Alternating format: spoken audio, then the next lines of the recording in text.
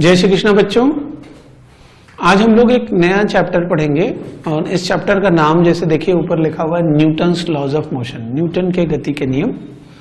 अगर आप डायरेक्ट देखें तो जो एग्जाम के अंदर सवाल आते हैं न्यूटन्स लॉज ऑफ मोशन के, आईटी के अंदर जो एग्जाम में सवाल आते हैं वो आईटी या नीट का एग्जाम जो है उसके लिए भी जो क्वेश्चंस आते हैं डायरेक्ट तो 2-3 साल में एक दो क्वेश्चन आते हैं, लेकिन इनडायरेक्टली देखा जाए तो फिजिक्स के अंदर कोई भी ऐसी ब्रांच नहीं है या आप समझें कि कोई ऐसा सवाल नहीं है जिसके अंदर न्यूटन के लॉ का इस्तेमाल नहीं होता है। अगर आप ऑप्टिक्स को हटा दें तो फिजिक्स की हर ब्रांच में न्यूटन का लॉ इस्तेमाल होता है। कभी वो फोर्स के फॉर्म में अपने आप को दिखाता है, कभी वो एनर्जी के फॉर्म में दिखाता है अपने आप को, कभी वो मोमेंटम के फॉर्म में दिखाता है, कभी वो टॉर्क के फॉर्म में अपने आप को दिखाएगा। लेकिन न्यूटन का के जो लॉज ऑफ मोशन है वो उनका एप्लीकेशन बहुत ज्यादा एप्लीकेशन है फिजिक्स के अंदर न्यूटन। अच्छा होता इसमें यह है कि न्यूटन के लॉज ऑफ मोशन को लोग हल्के में लेते हैं, हल्के में यूं लेते हैं कि जैसे बचपने से सुनते आए हैं। आप सबको अभी मैं पूछूं, अगर जितने भी यहाँ लोग होंगे, जो भी लोग मेरा ये वीडियो देख रहे होंगे, वो सारे लोग अगर किसी से भी मैं पूछूं कि भाई न्यूटन के लॉज क्या है बताओ, तो फटाफट गुना देंगे। पहला लॉ ऑफ इनर्शिया, चल रही है बॉडी तो चलती रहेगी, रुक गई तो रुकती रहेगी। दूसरा ये है कि F बराबर जो है ma F बराबर dp/dt। तीसरा एक्शन रिएक्शन का लॉ, तो ये सबको पता रहता है, सबको पता रहता है। तो लोग न्यूटन के लॉ को बहुत ऐसे लेते हैं कि यार ये तो सिंपल सी बात है, ठीक है, लेकिन वास्तव में ये बहुत ही ज्यादा गहरे नियम है, बहुत गहरे नियम है। हम यहाँ पर आपको न्यूटन का लॉ नहीं सिखाएंगे, हम आपको सिखाएंगे न्यूटन के लॉ का एप्लीकेशन। ये नियम क्या है?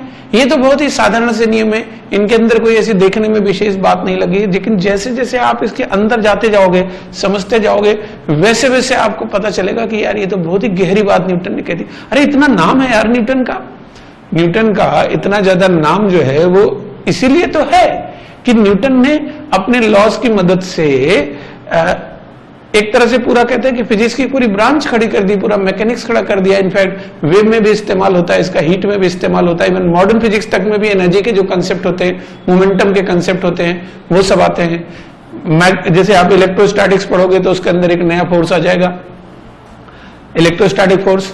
मैग्नेटिज्म पढ़ोगे एक नया फोर्स आ जाएगा, मैग्नेटिक फोर्स। तो हर जगह ही फोर्स है। और न्यूटन के लॉ ने किया क्या था? न्यूटन के लॉ ने फोर्स को डिफाइन किया था। कैसे? पहला और तीसरा नियम तो फोर्स का नेचर बताता है, और दूसरा जो नियम है न्यूटन का वो फोर्स की वैल्यू बताता है। तो न्यूटन के लॉज जो हैं वो दिखने में साधारण है, लेकिन इनके जो इस्तेमाल है वो असाधारण है। इनफैक्ट अगर आप ऐसे समझें कि लाइफ के अंदर जो बहुत ही चीजें एक्स्ट्राऑर्डिनरी होती है ना, वो देखने में बड़ी सिंपल लगती हैं। जैसे एक समझाने के लिए मैं बता रहा हूं कि भाई ये कहा जाता है कि हमें ट्रुथफुल होना चाहिए, अपने लिए भी और दूसरों के लिए भी। ये बात बड़ी साधारण सी बात है, लेकिन अगर आप इसको अपने जीवन में उतारो तो आप गांधी बन जाओगे। सिर्फ इतनी सी बात है कि हमें सच्चा होना चाहिए, हमें सच बोलना चाहिए। इस बात से कोई कितना बड़ा टर्म डिराइव कर सकता है। या हमें कड़ी मेहनत करनी चाहिए, हम बोलते हैं हार्ड वर्क करना चाहिए, हार्ड वर्क टीचर बताते हैं, माँ बाप बताते हैं, पेरेंट्स बताते हैं, सब बताते हैं। बात सिंपल सी है, one must do the hard work, ठीक है, लेकिन अगर उसको आप अपने जीवन में उतार लो, अपने अंदर ले आओ उसको, तो आपको पता चलता है कि ये कितनी बड़ी बात है। उसी तरह से न्यूटन के नियम है, देखने में बड़े साधारण से लगेंगे, आपको ऐसा लगेगा यार ये तो क्या है, छोटे छोटे नियम है, मैं उस टाइम पैदा होता तो मैं ही न्यूटन के नियम बना देता। ये भी आता है मेरे दिमाग में। जब मैं स्टूडेंट था पहली बार पढ़ा मैंने न्यूटन के नियम, तो मुझे यही लगा यार कि तो बड़े सिंपल से नियम है। मैं बहुत लेट पैदा हुआ, अगर उस टाइम पैदा हुआ होता तो ये नियम तो मैं ही दे देता। फिर जब मैं टीचर बना, जब मैंने न्यूटन के नियम को पढ़ाना शुरू किया, काम करना शुरू किया, इस पे रिसर्च करना शुरू किया, तो मुझे पता लगा यार ये तो बहुत ही गहरे नियम है, बहुत ज्यादा ही, मतलब नेचर की जो जैसे कहते हैं जो प्रकृति के अंदर जितने छिपे हुए नियम है, ज्यादातर इन न्यूटन के नियमों से ढूंढे जा सकते हैं। तो न्यूटन के लॉज जो है उनको, पहली बात तो इतना मेरा बोलने का पर्पज ये है कि ना हल्के में नहीं लेना है, इनको बहुत गहराई से समझने की कोशिश करनी है। और न्यूटन के जो लॉज है वो हमें फोर्स के बारे में बताते हैं, फोर्स जो है उसको डिफाइन करते हैं। न्यूटन के जो भी लॉज हैं वो फोर्स को डिफाइन करते हैं। तो हम ऐसा करेंगे कि पहले न्यूटन के लॉज को पढ़ने के पहले हम लोग फोर्स के बारे में बात करेंगे कि फोर्स क्या होता है।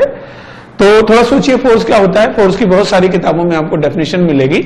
तो फोर्स की जो सबसे बढ़िया डेफिनेशन है वो यही है कि फोर्स एक पुश या पुल होता है जो किसी भी ऑब्जेक्ट की स्टेट ऑफ मोशन को या तो बदल देता है या बदलने का प्रयास करता है, कोशिश करता है। एक ऐसा पुश या पुल है, जैसे मान लीजिए कि ये एक यहां पर एक जैसे चौक है, दिख रही होगी आपको, या चलिए मैं दूसरा कोई ऑब्जेक्ट ले लेता हूं, से ये डस्टर है, ये डस्टर है, मैंने इसके ऊपर फोर्स लगाया तो फोर्स लगाने के बाद ये चलने लगा। तो ये फोर्स जो होता है ये पुश या पुल होता है जो किसी भी बॉडी के स्टेट ऑफ मोशन को या तो बदल देता है या बदलने की कोशिश करता है। जैसे ये बोर्ड है, इस पे अगर मैं पुश या पुल लगाऊंगा तो कोई फर्क नहीं पड़ने वाला, ये वैसे का वैसे रह जाएगा, इस पे कोई फर्क नहीं पड़ेगा, या दीवार तो आपको दिख नहीं रहोगी। अगर मैं इस दीवार के ऊपर पुश या पुल करूंगा तो दीवार भी रुकी रहेगी। तो फोर्स एक ऐसा एजेंट है, एक ऐसा जरिया है, एक ऐसा मैकेनिज्म है जिसकी मदद से हम किसी भी ऑब्जेक्ट के स्टेट ऑफ मोशन को बदल सकते हैं या बदलने की कोशिश कर सकते हैं। कोशिश भी फोर्स ही है। हाँ, ऐसा कई बार होता है कि हम कोशिश करते हैं लेकिन वो बॉडी मूव नहीं करती, ठीक है। तो फोर्स के बारे में, फोर्स को मैं डिफाइन करने जा रहा हूं, फिर हम लोग न्यूटन्स लॉ पर धीरे धीरे करके आएंगे। Force is a push or pull, force is a push or pull which changes, or force is a push or pull which changes or tries to change the force is a push or pull which changes or tries to change the state of motion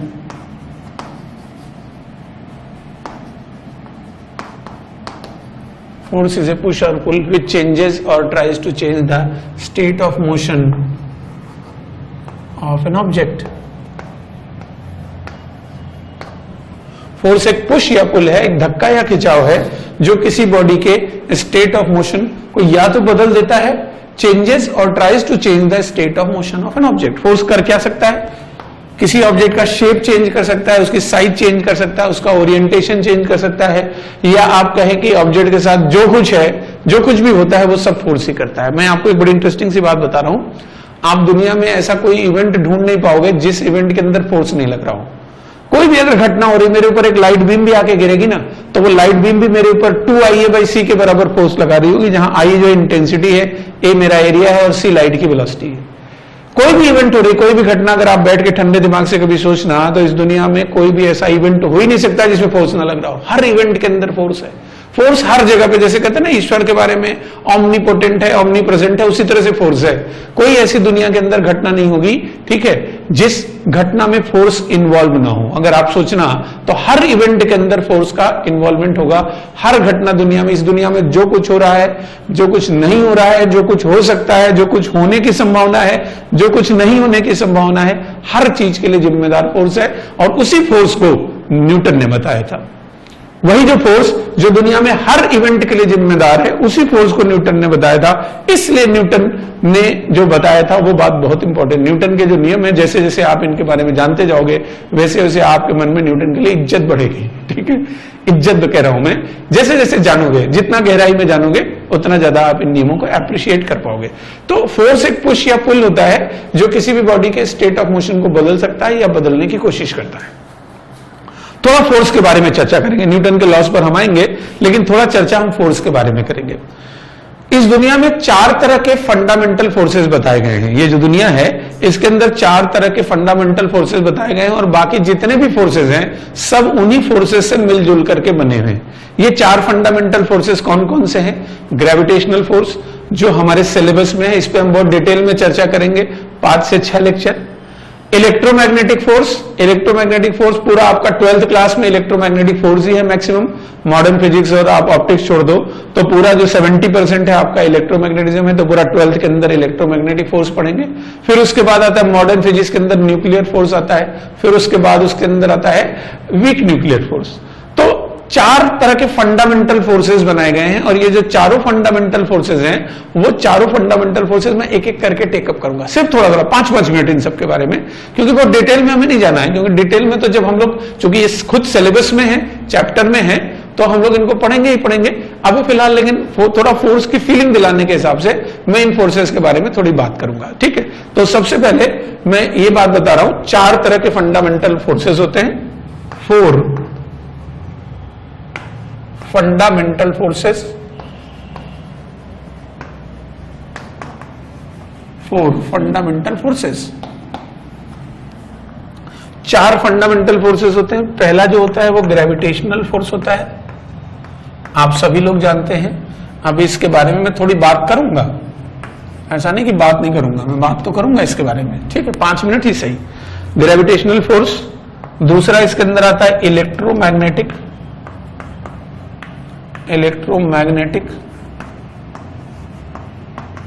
force.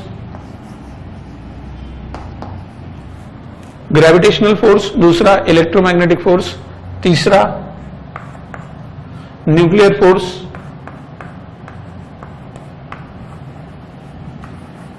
Force, चौथा weak nuclear force.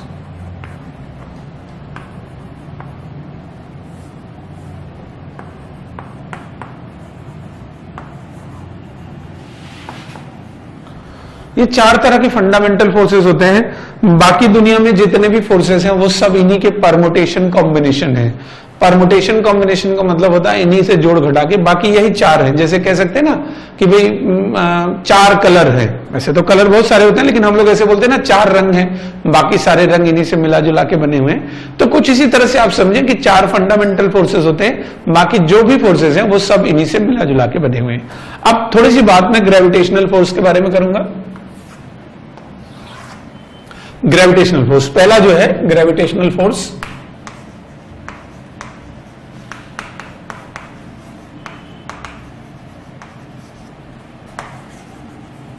बड़ी लंबी कहानी है gravitational force की। जब मैं gravitation आपको पढ़ाऊंगा तब वहां पर इसकी कहानी की चर्चा करूंगा। फिलहाल अभी हम लोग फोर्स समझना चाह रहे हैं, बहुत ज्यादा ग्रेविटेशनल फोर्स में नहीं जाएंगे। तो ग्रेविटेशनल फोर्स के अंदर ये आता है कि जैसे मान लीजिए कि एक पॉइंट मास m1 है और एक पॉइंट मास m2 है और इनके बीच की दूरी r है, तो इनके बीच लगने वाला जो ग्रेविटेशनल फोर्स होता है F, ये बराबर होता है Gm1m2/r²। ठीक है, कोई भी 2 मासेस हैं, मान लीजिए पॉइंट मासेस m1 और m2 हैं और इनके बीच की डिस्टेंस r है, तो इनके बीच लगने वाला जो ग्रेविटेशनल फोर्स होता है वो Gm1m2/r² होता है। जहां पर ये जो G की वैल्यू आती है, G ये आता है 6.67 इंटू 10⁻⁻11। ठीक है, G जो आता है वो 6.7 इंटू 10⁻⁻11 SI यूनिट में, मैं यूनिट लिख देता हूं Nm/m²/kg²। तो अब ये जो फोर्स आएगा, अगर हम इसके बारे में बात करें तो चूंकि G की वैल्यू बहुत कम होती है तो जो ये फोर्स आता है ये भी बहुत कम आता है। तो हम ऐसा कहते हैं कि ये नेचर का वीकेस्ट नोन फोर्स है, सबसे कमजोर फोर्स है। सबसे कमजोर इसलिए कहा जाता है क्योंकि G की वैल्यू बहुत कम आती है। अगर आप 1-1 किलो का मास ले लें तो 1 किलो के 2 मासेस पे जो फोर्स लग रहा होगा वो 10⁻⁻11 के ऑर्डर का लग रहा होगा 1 मीटर की दूरी माने अगर। तो कहने का मतलब ये है कि ये नेचर का वीकेस्ट नोन फोर्स है, वीकेस्ट नोन फोर्स है, सबसे कमजोर फोर्स है। तो इसके बारे में अगर मैं लिख लूं तो ये वीकेस्ट नोन फोर्स है।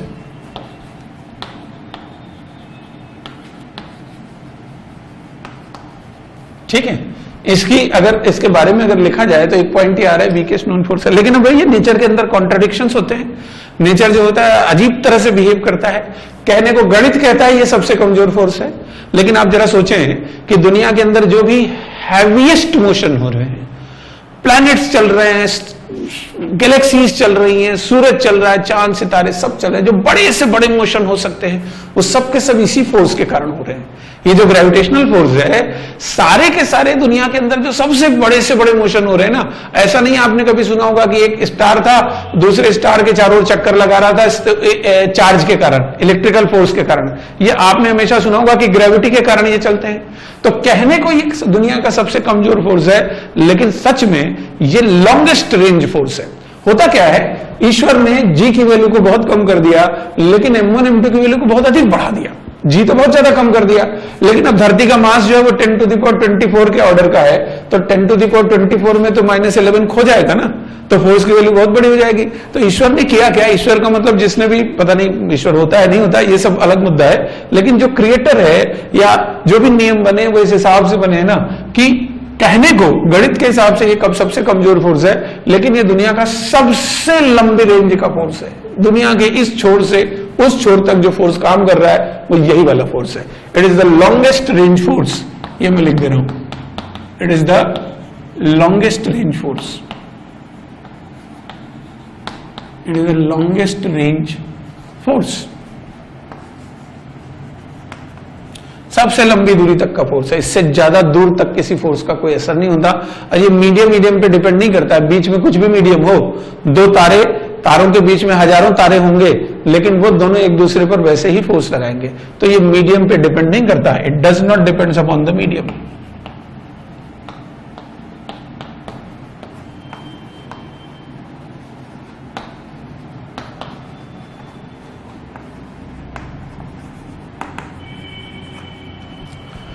और इसमें बड़ी इंटरेस्टिंग सी आती है, ये जो मतलब आजकल ज्योतिषी जो लोग होते हैं, ये लोग देखो, ये तो सच्ची बात है, ये तो आप भी मानोगे कि दुनिया में जो कुछ हो रहा है वो फोर्स के कारण ही हो रहा है।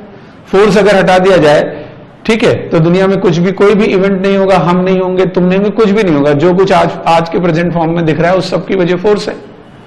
तो ग्रेविटेशनल फोर्स, ये लोग जो जैसे ज्योतिष होता है वो बताता है ना कि भाई आपका मंगल जो है भारी चल रहा है और आपका शनि जो है वो हल्का चल रहा है और ये उस घर में बैठा है तिरछी नजर से देख रहा है। तो एक्चुअल में इन सब के पीछे आजकल एक साइंटिफिक, मतलब एक बहुत ही साइंटिफिक और एक जैसे कहते हैं कि वैसा एक अच्छा विचार चल रहा है।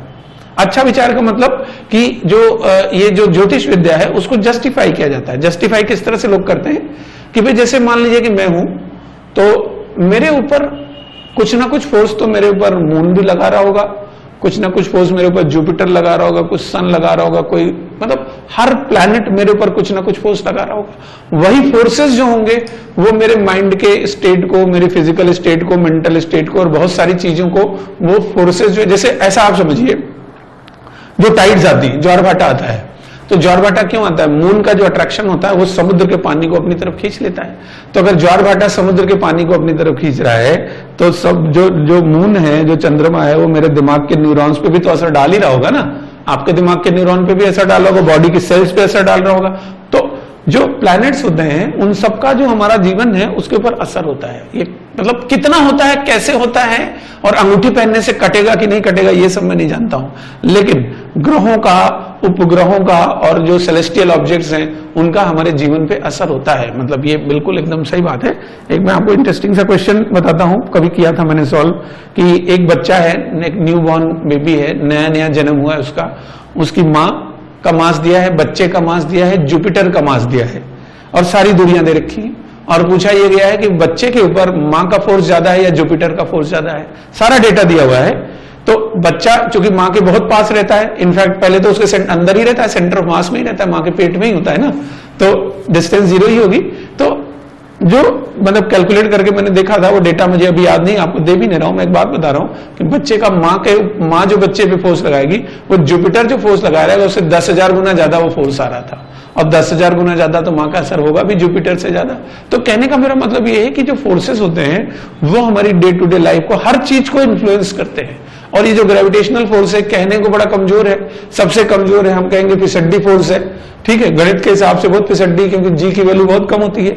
लेकिन नेचर ने क्या किया, जी तो कम किया, साथ साथ M1 M2 धरती सूरज चांद सितारे का मास इतना ज्यादा कर दिया कि ये जो ग्रेविटेशनल फोर्स है ये बहुत अधिक हो गया। ठीक है, तो ये ग्रेविटेशनल फोर्स आ गया। तो जैसे पहला एक ग्रेविटेशनल फोर्स हो गया, ग्रेविटेशनल के बारे में हम लोग बहुत डिटेल में आगे पढ़ेंगे जब ग्रेविटेशन चैप्टर आएगा। अभी तो बेसिक हर फोर्स के बारे में 10-10 मिनट 5-5 मिनट बात करेंगे। दूसरा जो फोर्स आता है ये इलेक्ट्रोमैग्नेटिक फोर्स आता है। मैंने आपको बताया 12th के अंदर ये 70% जो है वो कॉन्स्टिट्यूट करता है।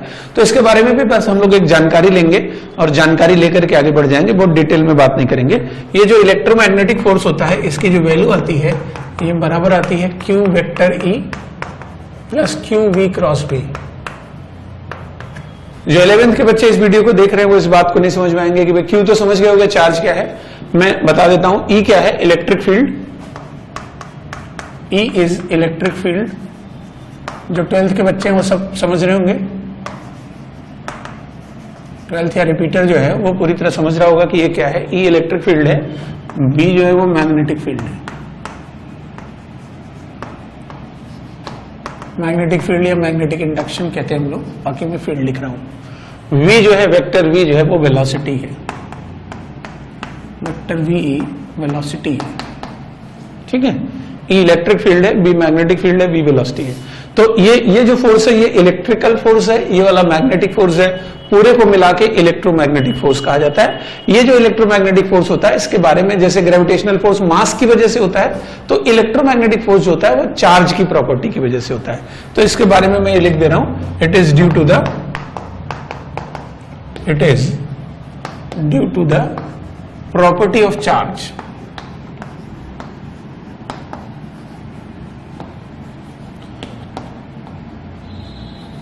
चार्ज की प्रॉपर्टी की वजह से होता है, और इसके बारे में चूंकि बहुत बात करनी है तो सिर्फ हम बेसिक बात करके यहां से निकल जाते हैं। हाँ, मैकेनिक्स के अंदर 3 फोर्सेस मेनली आते हैं, टेंशन, नॉर्मल, फ्रिक्शन। इंटरेस्टिंग बात यह है कि टेंशन फोर्स या नॉर्मल फोर्स या फ्रिक्शन फोर्स, ये तीनों फोर्स जो होते हैं वो इलेक्ट्रोमैग्नेटिक होते हैं। टेंशन जो आता है वो बॉन्ड के कारण आता है, जो बॉन्ड होता है ना किसी भी 2 एटम्स के बीच में जो बॉन्ड बनता है उसके कारण टेंशन आता है। नॉर्मल भी उसी बॉन्ड के कारण आता है, और फ्रिक्शन जो है वो भी बॉन्डिंग और इंटरलॉकिंग की वजह से आता है। तो टेंशन, नॉर्मल, फ्रिक्शन, एक्चुअल में ये तीनों फोर्स जो होते हैं वो इलेक्ट्रोमैग्नेटिक होते हैं। बड़ी इंटरेस्टिंग सी बात है, जब हम टेंशन, नॉर्मल, फ्रिक्शन पढ़ेंगे तो और इस बारे में बात करेंगे। फिलहाल अभी मैं नोट डाल के लिख देता हूं, tension force, normal force, tension force, normal force and friction force. Tension force, normal force and friction force are all, tension force, normal force and friction force are all electromagnetic. Tension force, normal force and friction force are all electromagnetic in nature. मतलब mechanics के अंदर जो भी हम पढ़ते हैं ना, tension, normal, friction, अभी और चर्चा करेंगे टेंशन, नॉर्मल, फ्रिक्शन की। तो टेंशन फोर्स, नॉर्मल फोर्स, ये फ्रिक्शन फोर्स, ये तीनों फोर्सेज जो होते हैं वो नेचर के अंदर इलेक्ट्रोमैग्नेटिक फोर्सेज होते हैं। क्यू चार्ज हो गया, ये इलेक्ट्रिक फील्ड, वी मैग्नेटिक फील्ड हो गई। और भी इसमें बहुत सारे चीजें आते हैं, जैसे कूलॉम्स लॉ आएगा, कि ये जो इलेक्ट्रिकल फोर्स होता है के Q1 Q2 upon R square आएगा, आगे लॉरेंज लॉ आएगा, magnetic force Q V cross भी होता है। तरह तरह की बातें हैं, वो तो जब पढ़ेंगे तो बहुत डिटेल में बात करेंगे। फिलहाल ये एक फंडामेंटल फोर्स है, और ये जो इलेक्ट्रोमैग्नेटिक फोर्स होता है ये मीडियम रेंज होता है। मीडियम रेंज का मतलब इसका असर जो है वो 1-2 मीटर, 3 मीटर, आधा मीटर, 10 सेमी, 5 सेमी तक के होता है। ऐसा नहीं है कि एक चार्ज मैंने यहां रख दिया, जैसे मान लीजिए बॉम्बे में एक चार्ज रख दिया, दूसरा चार्ज मैंने कोटा में रख दिया, और दोनों चार्ज एक दूसरे पे कितना फोर्स लगा रहे हैं। इस टाइप की बात तो कभी सुनी नहीं होगी। Metre, 2 metre, centimetre, 10 metre, 20 metre. तो बेसिकली ग्रेविटेशनल फोर्स जो था वो लॉन्ग रेंज फोर्स था, ये जो फोर्स होता है ये मीडियम रेंज होता है। ठीक है, ऐसा नहीं कि हमने यहाँ चार्ज रख दिया तो उस पर मून पे जो दूसरा चार्ज है उस पर असर पड़ेगा। तो it is a medium range force, ये भी इसकी एक खास बात है। It is a medium range force. It is a medium range force. It is a medium range force. It is a medium range force. ये एक मीडियम रेंज का फोर्स होता है। मीडियम मतलब बहुत ज्यादा दूर तक इसका असर नहीं होता है, थोड़ा बहुत 10-5 मीटर, 2 मीटर, 1 सेमी, 10 सेमी, इस टाइप का ये फोर्स होता है। तो ये इलेक्ट्रोमैग्नेटिक फोर्स हो गया। अब उसके बाद इसके अंदर जो आता है वो आता है न्यूक्लियर फोर्स। न्यूक्लियर फोर्स भी कहते हैं, कई बार इसको स्ट्रॉन्ग न्यूक्लियर फोर्स भी कहते हैं। वैसे किताबों में एनसीईआरटी में तो आपको न्यूक्लियर फोर्स मिलेगा, लेकिन इसको स्ट्रॉन्ग न्यूक्लियर फोर्स भी कहते हैं। ये इस फोर्स की सबसे खास बात ये होती है कि नेचर का सबसे स्ट्रॉन्ग फोर्स होता है, दुनिया का सबसे ताकतवर फोर्स होता है। ये दुनिया में इससे ज्यादा ताकतवर कोई फोर्स होता नहीं है। आता क्यों, पहले मैं इसकी वजह बता दूं आपको। इसके बारे में बहुत डिटेल में चर्चा होगी, कम से कम 2 लेक्चर में इसके बारे में बात करूंगा जब मॉडर्न फिजिक्स पढ़ेंगे। अभी फिलहाल 5 मिनट में निपटाएंगे इसको। सिर्फ इसके बारे में बेसिक एक इन्फॉर्मेशन देके मैं आगे बढ़ूंगा। ये क्यों आता है समझें। जैसे कोई भी न्यूक्लियस होता है तो न्यूक्लियस के अंदर बहुत सारे न्यूक्लियॉन्स होते हैं, प्रोटॉन होंगे, इलेक्ट्रॉन होंगे, प्रोटॉन होंगे और न्यूट्रॉन होंगे। ये जितने भी प्रोटॉन्स होते हैं ये सारे प्रोटॉन एक दूसरे को रिपेल करते हैं, और जब ये प्रोटॉन एक दूसरे को रिपेल करते हैं तो चूंकि न्यूक्लियस का ऑर्डर जो होता है वो इस ऑर्डर का होता है, 10⁻⁻15 मीटर का, बहुत छोटा होता है न्यूक्लियस।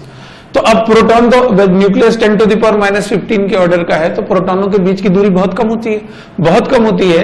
तो ये प्रोटॉन एक दूसरे पे एक्सट्रीमली लार्ज फोर्सेस अप्लाई करते हैं, K(Q1 Q2 / R² से देखा जाता है।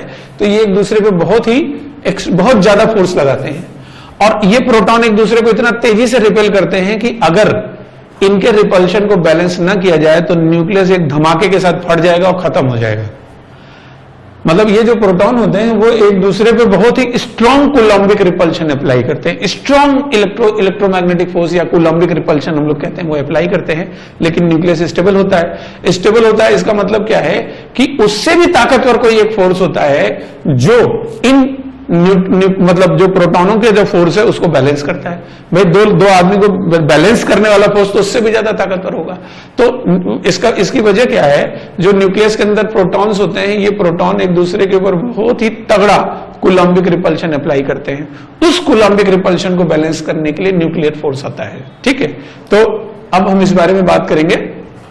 मैं लिख दे रहा हूं, the protons inside the nucleus, the protons inside the nucleus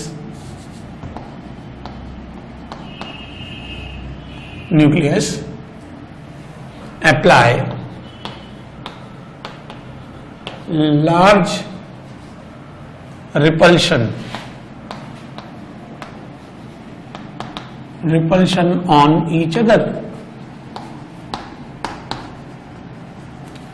The protons inside the nucleus apply large repulsion on each other to balance this repulsion. To balance this repulsion, nuclear forces. To balance this repulsion, nuclear forces comes into play. To balance this repulsion, nuclear forces comes into play. ठीक है, इसी repulsion को balance करने के लिए nuclear forces आते हैं। और ये जो न्यूक्लियस होते हैं, अब इस बारे में बहुत बात हम नहीं कर रहे हैं, हम सिर्फ आपको सिर्फ न्यूटन्स लॉ के कंटेक्स्ट में बता रहे हैं कि ये जो न्यूक्लियर फोर्सेज होते हैं, नेचर के स्ट्रॉन्गेस्ट नोन फोर्स होता है ये। ठीक है, लिखिए, मैं इसको नोट कर देता हूं। इट इज द स्ट्रॉन्गेस्ट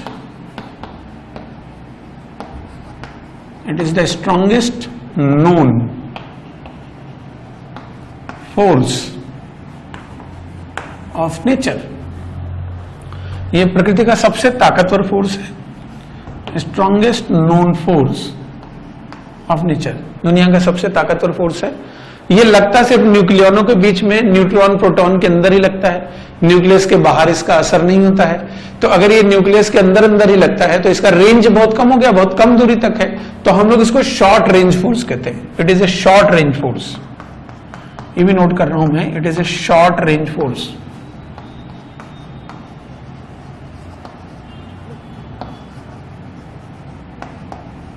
बड़ा मजेदार फोर्स होता है ये, जब हम लोग पढ़ेंगे तो ये न्यूट्रॉन पे भी लगाएगा, प्रोटॉन न्यूट्रॉन पे भी लगाएगा, प्रोटॉन प्रोटॉन पे भी लगाएगा, कभी अट्रैक्टिव हो जाता है, कभी रिपल, माने बड़ी इंटरेस्टिंग बातें इसके बारे में जो हम लोग आगे करेंगे। अभी फिलहाल अपने काम की बात करते हैं कि एक शॉर्ट रेंज फोर्स है, प्रकृति का सबसे ताकतवर फोर्स है, दुनिया में इससे ताकतवर कोई फोर्स आया नहीं है। ठीक है, और ये बस न्यूक्लियस की बाउंड्री के अंदर लगता है, तो न्यूक्लियस की बाउंड्री के अंदर इसका असर रहता है, तो हम लोग इसको शॉर्ट रेंज फोर्स के नाम से जानते हैं, और ये नेचर का सबसे ताकतवर फोर्स है। ठीक है, इसे हम लोग न्यूक्लियर फोर्स कहते हैं। आता क्यों है?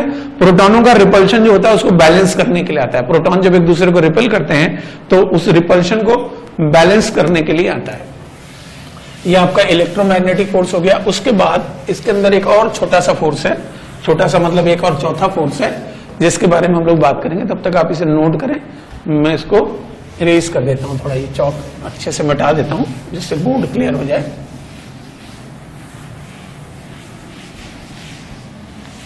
कपड़े से अच्छा बैठता है। तो ये तो आपका न्यूक्लियर फोर्स हो गया। और चौथा जो फोर्स था ये था weak nuclear force.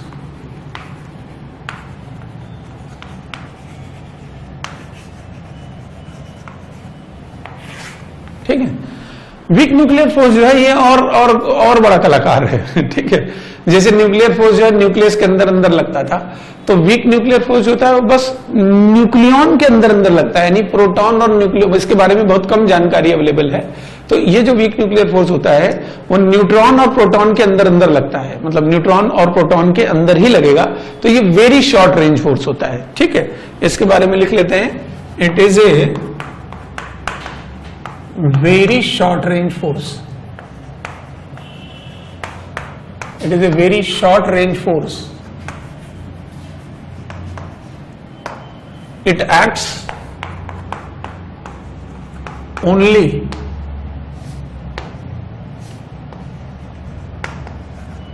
within a nucleon,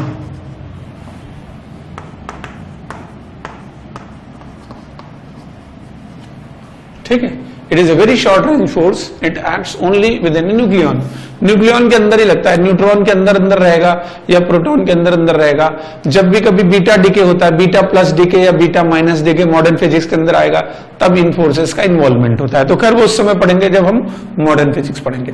फिलहाल एक इसके अंदर बात ये आती है कि चारों फोर्सेस का ऑर्डर क्या होता है। तो सबसे ज्यादा स्ट्रांग होता है न्यूक्लियर फोर्स, फिर उसके बाद आता है इलेक्ट्रोमैग्नेटिक फोर्स, फिर उसके बाद आता है वीक न्यूक्लियर फोर्स, और सबसे कमजोर बेचारा ग्रेविटेशनल फोर्स होता है।